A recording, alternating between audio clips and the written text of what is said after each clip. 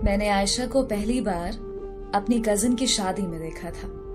वो आजाद कश्मीर की रहने वाली थी और मेरी कजिन की यूनिवर्सिटी फेलो थी। पहली नजर में ही मुझे उससे मोहब्बत हो गई थी। मैंने मौका देखते ही उसे प्रपोज कर दिया, लेकिन उसने कहा कि वो शादी से पहले की मोहब्बत पे यकीन नहीं रखती। कहने लगी कि अगर मैं आपको पसंद हूं तो मेरे घर रिश्ता भेज दें। मैंने कजिन की शादी के फौरन बाद उसके घर रिश्ते की खातिर अपने माँ बाप को भेज दिया। उसके घर वालों ने हाँ कर दी और हमारी मंगनी हो गई। हमारी शादी 2 साल बाद होनी थी, क्योंकि आयशा की पढ़ाई अभी मुकम्मल नहीं हुई थी। आयशा लाहौर की एक यूनिवर्सिटी से मास्टर्स कर रही थी और हॉस्टल में रहती थी। हमारी फोन पर बात हुई तो मैंने उसे काफी दफा बोला कि मैं तुमसे मिलने के लिए आना चाहता हूं, मगर वो साफ इनकार कर देती थी। कहती थी कि शादी से पहले मिलना जायज नहीं है। उसकी ऐसी बातों की वजह से वो मुझे और भी ज्यादा प्यारी लगती थी। उसे अपनी और अपने घर वालों की इज्जत का बहुत ख्याल था। मेरी छुट्टी खत्म होने पर मुझे फ्रांस वापस आना था, तो वापस आने से पहले मैंने आयशा को दोबारा ख्वाहिश की कि मैं जाने से पहले एक बार तुमसे मिलना चाहता हूं। तो उसने कहा कि ठीक है, मैं एयरपोर्ट पर आपसे मिलने आ जाऊंगी। मैं अपनी फ्लाइट वाले दिन एयरपोर्ट पर 4 घंटे पहले ही पहुंच गया। वहां पहुंचकर उसे कॉल की तो उसने कहा, मैं थोड़ी देर में आती हूं। 2 घंटे इंतजार के बाद मैंने फिर कॉल की तो उसने नंबर मसरूफ कर दिया। 1 घंटे तक वो मेरा नंबर बार बार मसरूफ करती रही और फिर उसने कॉल अटेंड करते ही कहा कि मैं नहीं आ सकती, तुम चले जाओ। इससे पहले कि मैं कुछ और कहता, उसने कॉल बंद कर दी। दोबारा कॉल की तो उसका नंबर बंद जाने लगा। मुझे कुछ समझ नहीं आ रहा था कि वो ऐसा क्यों कर रही है। इतने में मेरी फ्लाइट का वक्त हो गया और मैं उससे मिले बगैर ही फ्रांस आ गया। यहां आकर मैंने उसे कॉल की तो उसका नंबर बंद जा रहा था। मैं उसके घर कॉल करने ही वाला था कि मुझे मेरे घर से कॉल आ गई। अम्मी ने बताया कि आयशा के घर वाले आकर रिश्ता तोड़ गए हैं। ये सुनकर मेरे पांव तले तो जमीन ही निकल गई। अम्मी ने बताया कि उन्होंने कहा है कि ये रिश्ता हमारी बेटी को मंजूर नहीं। मैंने अम्मी की कॉल बंद की और आयशा के घर कॉल की तो उनका नंबर भी बंद जा रहा था। मेरी लाख कोशिशों के बावजूद जब मेरा राब्ता आयशा और उसकी फैमिली से नहीं हुआ तो मैं फिर से छुट्टी लेकर पाकिस्तान चला गया। वहां पहुंचते ही मैं आयशा के घर आजाद कश्मीर चला गया। वहां जाकर मुझे आयशा के घर वालों ने बताया कि आयशा लाहौर से वापस घर आई थी और तब उसने कहा कि उसे तुमसे शादी नहीं करनी। हमने उसे वजह पूछी थी, मगर उसने कहा कि मैं जहर खा के मर जाऊंगी, मगर वहां शादी नहीं करूंगी। इसलिए हमने आप लोगों के साथ रिश्ता तोड़ दिया था। उसके बाद वो 2 दिन घर रही और फिर लाहौर वापस चली गई, मगर फिर हमें पता चला कि वो लाहौर पहुंची ही नहीं है। हमने उसे बहुत ढूंढा, मगर उसका कुछ पता नहीं है। मैं ये सब सुनकर और भी तकलीफ में चला गया, क्योंकि मेरे अंदर बहुत सारे सवाल पैदा हो चुके थे कि आखिर उस दिन वो एयरपोर्ट पर क्यों नहीं आई और फिर उसने अचानक मुझसे मंगनी क्यों तोड़ दी और अब अचानक कहां गायब हो गई है। मैं अपने इन्हीं सवालों के जवाब जानने के लिए अपनी उस कजिन से मिलने लाहौर चला गया, जो आयशा की बेस्ट फ्रेंड हुआ करती थी और आयशा की यूनिवर्सिटी फेलो भी रह चुकी थी। मेरी कजिन ने मुझे बताया कि आयशा यूनिवर्सिटी में एक लड़के से बहुत प्यार करती थी। मगर वो लड़का उसके साथ मुखलिस नहीं था। मैंने आयशा को समझाया भी था कि वो लड़का तुमसे प्यार नहीं करता, मगर इस बात को समझने तक वो अपना सब कुछ गंवा बैठी थी। प्रेग्नेंट होने का सुनकर उस लड़के ने आयशा को छोड़ दिया। आयशा ने उसकी बहुत मिन्नतें की, मगर उसने एक नहीं सुनी।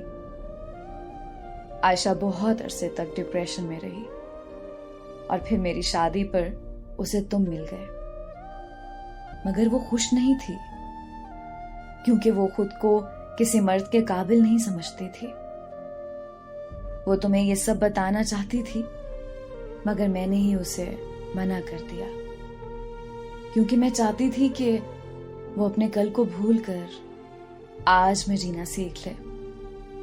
अपनी कजन से आयशा के बारे में सुनकर मुझे बहुत दुख हुआ, मगर अफसोस इस बात का था कि मेरी कजन को भी नहीं पता था कि अब आयशा ने ऐसा क्यों किया और अब वो कहाँ है।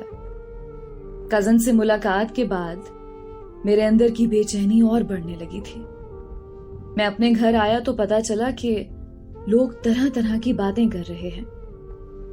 सबने मान लिया था कि आयशा किसी लड़के के साथ भाग गई है, मगर मेरा दिल ये बात मानने के लिए तैयार नहीं था, क्योंकि वो हमेशा अपनी फैमिली की इज्जत को लेकर फिक्रमंद रहती थी।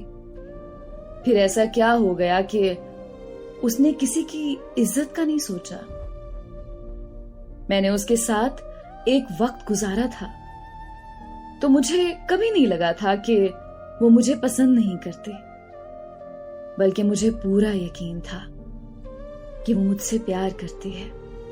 मैं ये सोच सोच के पागल होता जा रहा था। फिर मैंने अपनी कजन को कॉल की और कहा कि मुझे उस लड़के का एड्रेस या नंबर चाहिए जिसने आयशा को धोखा दिया था, मगर मेरी कजन ने फौरन मेरी कॉल काट दी। और फिर मेरी कजन ने थोड़ी देर बाद कॉल करके मुझे अपने घर बुलाया। मैं कजन के घर लाहौर गया तो वहां आयशा भी मौजूद थी। आयशा को देखकर मेरी जान में जान आ गई। फिर आयशा मेरे पांव में बैठ गई और रोते हुए कहने लगी कि मुझे माफ कर दो, मैंने तुम्हारे साथ गलत किया है। मैंने उसे चुप करवाया और पूछा कि बताओ हुआ क्या है। तो वो कहने लगी कि तुम्हारी कजन ने तुम्हें सब बताया होगा। मैं उस लड़के से बहुत प्यार करती थी, मगर उसने मुझे धोखा दिया, मेरा इस्तेमाल करके मुझे छोड़ दिया। मैं हर रोज उसे याद करके रोती रहती थी। मुझे लगता था कि मेरी जिंदगी खत्म हो चुकी है। फिर पता नहीं तुम कहां से मेरी जिंदगी में आ गए। मुझे इज्जत दी, बहुत सारा प्यार दिया और मुझे जीना सिखाया।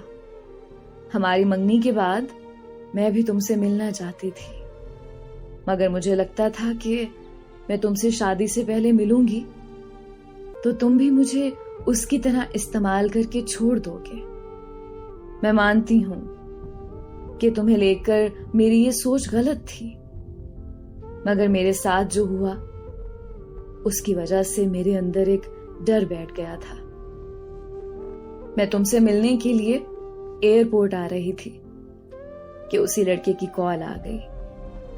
वो मुझसे मिलना चाहता था और मैं खुद को रोक नहीं पाई।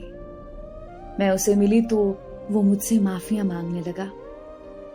मैंने उसे माफ कर दिया और फिर तुमसे मंगनी तोड़कर मैंने उससे शादी कर ली। मैं घर से भागना नहीं चाहती थी, मगर मुझे पता था कि मेरे घर वाले नहीं मानेंगे, क्योंकि लड़के का फिरका अहले तशी है जबकि हम अहले सुन्नत हैं। आयशा की सारी दास्तान सुनकर मेरे पास कहने को कुछ नहीं बचा था। वहां से निकलते वक्त आयशा ने हाथ जोड़कर दरख्वास्त की कि मैं कभी किसी से उससे होने वाली मुलाकात का जिक्र ना करूं। आयशा से मिलकर मुझे इश्क से और आयशा से नफरत हो गई थी। फिर मैंने 1 महीने के अंदर घर वालों की मर्जी से शादी की और अपनी बीवी को लेकर फ्रांस वापस आ गया। मगर मुझे अंदाजा नहीं था कि जिस मोहब्बत का मैं इख्तिताम कर आया हूं, उस मोहब्बत का अंजाम अभी बाकी है। 3 महीने बाद मुझे मेरी कजिन की कॉल आई और उसने कहा कि आयशा तुमसे बात करना चाहती है। मगर मैंने ये कहकर कॉल बंद कर दी कि मुझे कोई बात नहीं करनी। अगले दिन फिर कजिन की कॉल आई और मैं कॉल सुनते ही पाकिस्तान के लिए रवाना हो गया। कजिन ने कॉल पर मुझे बताया कि ये सच है कि आयशा की जिंदगी में एक लड़का रहता था जो आयशा को प्रेग्नेंट करके छोड़ गया था, मगर वो लड़का दोबारा आयशा की जिंदगी में कभी वापस नहीं आया। बल्कि जिस दिन आयशा ने तुमसे एयरपोर्ट पर मिलने आना था, उसी दिन आयशा को पता चला कि आयशा को कैंसर है और कैंसर की आखिरी स्टेज चल रही है। उस दिन मैं आयशा के साथ ही थी। वो बहुत रोई, मगर अपने लिए नहीं बल्कि तुम्हारे लिए, क्योंकि वो जानती थी कि तुम उसकी मौत का सदमा बर्दाश्त नहीं कर पाओगे। आयशा को कैंसर अबॉर्शन ठीक ना होने की वजह से हुआ है। अबॉर्शन के बारे में किसी को ना पता चले, इसलिए वो सब कुछ छोड़कर मेरे घर आकर रहने लगी। और तुमसे आयशा ने इसलिए छुपाया ताकि तुम्हारी जिंदगी खराब ना हो। वो इस बात पर बहुत रोती है कि तुम उसे आखिरत में भी नहीं मिल सकोगे, क्योंकि वो खुद को दोज़ख की हकदार समझती है। कजिन ने बताया कि मैं तुम्हें ये सब बताना चाहती थी, मगर उसने कहा कि जिस दिन तुमने किसी को कुछ बताया, उसी दिन मैं तुम्हारा घर छोड़कर चली जाऊंगी। लेकिन अब वो अस्पताल में अपनी जिंदगी की आखिरी सांसें ले रही है। शायद अब उसके घर आने की उम्मीद भी खत्म हो गई है। इसलिए मैंने आज सबको सच बता दिया है। तुम्हें इसलिए बता रही हूं क्योंकि वो तुम्हारा नाम बार बार ले रही है। हो सके तो उसके जाने से पहले आकर एक बार उसे मिल लो। इसीलिए मैं फौरन पाकिस्तान के लिए निकल पड़ा था, मगर अफसोस कि मैं उसका आखिरी दीदार भी नहीं कर सका, क्योंकि मेरे पहुंचने से पहले उसे दफना दिया गया था।